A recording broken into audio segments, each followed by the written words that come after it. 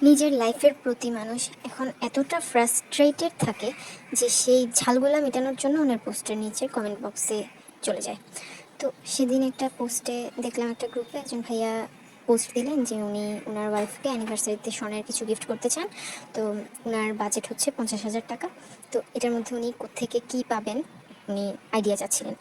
তো ওখানের একজন কমেন্ট করলেন যে নিশ্চয়ই হারাম টাকা হবে, না হলে এই ধরনের আজাইরা কাজ করে কিভাবে। আমি শক হয়ে গেছি দেখে যে একটা মানুষ তার ওয়াইফকে গিফট দিতে চাচ্ছে, আর সেখানে কিনা উনি গিয়ে বলতেছে হারাম টাকা। মানে কি হালাল টাকায় কি ভালো রুজি হয় না? হালাল টাকা মানে কি 20,000 টাকা বেতন, 30,000 টাকা বেতন, 50,000 টাকা বেতন, এটাই কি হালাল কামাই? বড় বড় ডিজিটের কি হালাল কামাই নাই? আপনি অনেক কম বেতনের মানুষকেও দেখবেন যাদের মন মানসিকতা ভালো, তারা অল্প অল্প করে জমাবে, তারপরও বুকে গোল্ডের জিনিস গিফট দেয়। এটা যার যার মানসিকতার ব্যাপার। আমি এরকমও দেখছি যে খুব বেশি আহামরি বড়লোক না, কিন্তু তার ওয়াইফের জন্য বা গিফট দেওয়ার ক্ষেত্রে তাদের মন মানসিকতাটা থাকে, তাদের মনটা অনেক বড় থাকে। এখানের মধ্যে কামাই বেশিই হতে হবে এমন কিন্তু ব্যাপার না। অনেক কমেন্টই ছিল নেগেটিভ, বেশিরভাগ পুরুষরা করছেন কমেন্টগুলো। লিখছেন যে এই ধরনের পোস্টের কারণেই তো ওয়াইফরা এসে এসে আমাদের কাছে আবদার করে, ওয়াইফ খারাপ হয় এসবের কারণে, এসব না বললেই তো হয় পাবলিক প্লেসে। কত রকমের নেগেটিভ জিনিস আছে, খারাপ জিনিস আছে, আপনারা বসে বসে নিজেরাই দেখতেছেন। ওখানের মধ্যে একবার বলেন না যেটার কারণে সমাজ নষ্ট হচ্ছে, এটার কারণে কি নষ্ট হচ্ছে।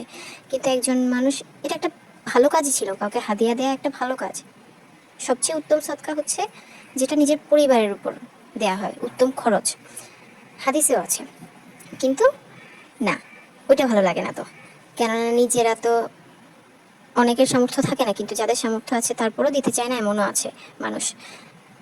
তখন ভালো লাগে না, কেন কেউ গিফট দিচ্ছে এগুলা বললেই দোষ, পাবলিক প্লেসে কথা আনাই যাবে না। ভালো জায়গায় তো কমেন্ট আমাদের আসলে আসে না। তো ওখানে আবার কিছু ভালো মানুষও ছিলেন যারা সাজেস্ট করতেছিলেন যে আপনি এটা দেন ওইটা দেন, কি দিলে কিরকম ভালো হবে, বাজেট আর একটু বাড়ান, বা এটার মধ্যে তেমন কিছু পাবেন না, এই ধরনের ছিল। কিন্তু নেগেটিভ কমেন্ট কেন করে মানুষ?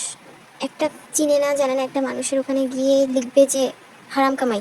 যে কোনোখানেই কি আমি এই কথাটা কি বলতে পারি? আমাদের নিজেদের কি বিবেক বলতে কিছু নাই? এরকম আমি আরও কিছু জায়গায়ও দেখেছি যে যখন কোনো কিছু নিজের সাধ্যের বাইরে থাকে, একটা জিনিস কোনোখানে প্রাইস লেখা আছে বা কিছু যেটা কিনার হয়তো তার সামর্থ্যের বাইরে, ওখানে গিয়েই লিখবে অনেক মানুষ যে হারাম টাকা যাদের আছে তারা করতে পারে। এগুলো খুবই নিম্ন মানের কথাবার্তা আমি বলবো। কেননা কোনো ভালো মানুষ, শিক্ষিত মানুষের মুখ থেকে এই ধরনের কথা বের হবে বলে আমার মনে হয় না। যারা হালাল কামাই করে তাদেরও বেশি টাকাও থাকতে পারে, কম টাকাও থাকতে পারে। হারাম কামাইয়ের মধ্যেও বেশি টাকাও থাকতে পারে, কম টাকাও থাকতে পারে। একটা সাধারণ যে চোর আছে না, দিনে আনে একটা চুরি করে, ওইটা বিক্রি করার পর দিনে চলার মতো টাকা পায়, ওরও কিন্তু হারাম কামাই, কিন্তু ওর টাকাটাও কম। আবার যেসব পেশায় স্যালারি ডলারে থাকে তাদেরও কিন্তু অনেক কামাই, ভ্যারি করে। টাকা বেশি মানেই যে হারাম টাকা হবে এমনও না, টাকা কম মানেই যে হালাল টাকা হবে এমনও না।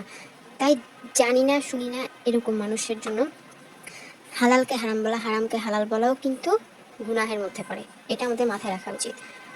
অনেক কথা বলে ফেললাম, ফেসবুকে আমার পোস্টটা দেখে অনেক খারাপ লাগলো, তাই ভাবলাম আপনাদের সাথে শেয়ার করি। তো এই কেকটা ছিল একটা স্পেশাল চকলেট কেক। উপরের ডিজাইনটা ছিল একটা ব্লু এর মধ্যে প্যালেট নাইফের কাজ। তো আমি কনফিডেন্স পাচ্ছিলাম না যে আমি প্যালেট নাইফ দিয়ে আসলে কাজটা রেফারেন্স পিকচারের মতো করতে পারবো কিনা। তো আমি নিজে নিজে আইডিয়া বের করলাম যে আমি একটু বুদ্ধি খাটাই। আমি পাইপিং ব্যাগ দিয়ে আগে ফ্লাওয়ারগুলা শেপ করব, শেপ করে এঁকে নেব, এর উপর প্যালেট নাইফ দিয়ে কাজগুলো করব, তাহলে আমার ফ্লাওয়ারের শেপটা ভালো থাকবে। ওই চিকন প্যালেট নাইফের কাজগুলো আমি কনফিডেন্টলি করতে পারি, কিন্তু ওই যে বড় প্যালেট নাইফের যে কাজটা আছে ওটা কেন জানি আমার একবার ভালো হয় নাই, একবার করছিলাম, এরপর থেকে আমার অনেক ভয় লাগে করতে, মনে হয় যেন কি কেকের লুক নষ্ট হয়ে যেতে পারে। তো এই কারণে আমি করলাম কি, পাইপিং ব্যাগ দিয়ে ফ্লাওয়ার শেপে এঁকে তারপর করলাম। এরপর আমার কাজের আউটকামটা ভালো লাগছে। আর সবচেয়ে বড় কথা, আমার ক্লায়েন্ট অনেক বেশি পছন্দ করছিলেন কেকটা। ওনাদের ব্রাইডাল শাওয়ারের জন্য ছিল কোনো ফ্রেন্ডের। তো অনেক ভালো লাগছে যে ওনারা একটা সুন্দর একটা ফিডব্যাক দিছিলেন। আবার আমাকে ওনাদের ব্রাইডাল শাওয়ারের সেট আপের থেকে ছবি দিছিলেন, অনেক সুন্দর লাগতেছিল সব কিছু মিলে। পাইপিং ব্যাগ দিয়ে আঁকার পরও যখন আমি প্যালেট নাইফ দিয়ে স্প্রেড করতে যাচ্ছিলাম, তখন ফ্লাওয়ারের শেপটা কেমন যেন নষ্ট হয়ে যায়। এরপর ওই কর্নারগুলো আমি আবার একটু একটু ক্রিম তুলে তুলে ফ্লাওয়ার শেপটাকে আবার ঠিক করি। কিন্তু যখন আমি গোল্ডেন টাচটা দিলাম না কেকের উপর, এরপরেই মনে হচ্ছে যেন কেকের আসল যে সৌন্দর্যটা ওইটা একদম ফুটে উঠছে।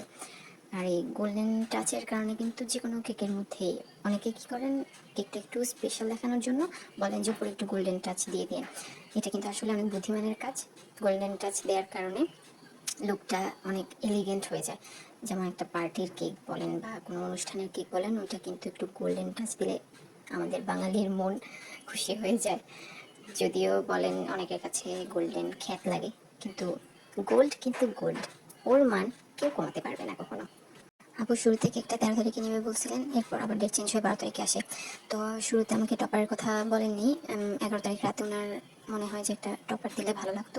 তো গোল্ডেন কালারের একটা ব্রাইট টু বি লেখা টপার নিয়েছিলেন। তো আমার কাছে ওটা অ্যাভেলেবেল ছিল না। আমি বেকিং শপে অ্যাভেলেবেল আছে কিনা দেখতে হতো। আমি বললাম যে আমি শিওর না আমি দিতে পারবো কিনা, তবে আমি চেষ্টা করবো দেওয়ার জন্য। ভাগ্য ভালো যে আমি পেয়েছিলাম। আর আপু এই পর্যন্ত বেশ কয়েকবারই আমার কাছ থেকে কেক নিয়েছেন এবং প্রতিবারই দুর্দান্ত কিছু রিভিউ শেয়ার করেছেন। কিছু কাস্টমার থাকেন যারা নিজ থেকেই ফিডব্যাকটা দিতে পছন্দ করেন।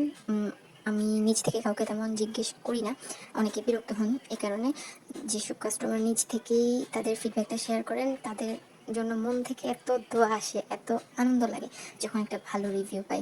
এই তো এখানে কেকের ফাইনাল আউটকামটা এবং সাথে আপুর দেওয়া ফিডব্যাক এবং ওনাদের সেট আপের ছবিগুলো আপনাদের সাথে শেয়ার করলাম। আশা করি আপনাদের কাছে ভালো লাগবে।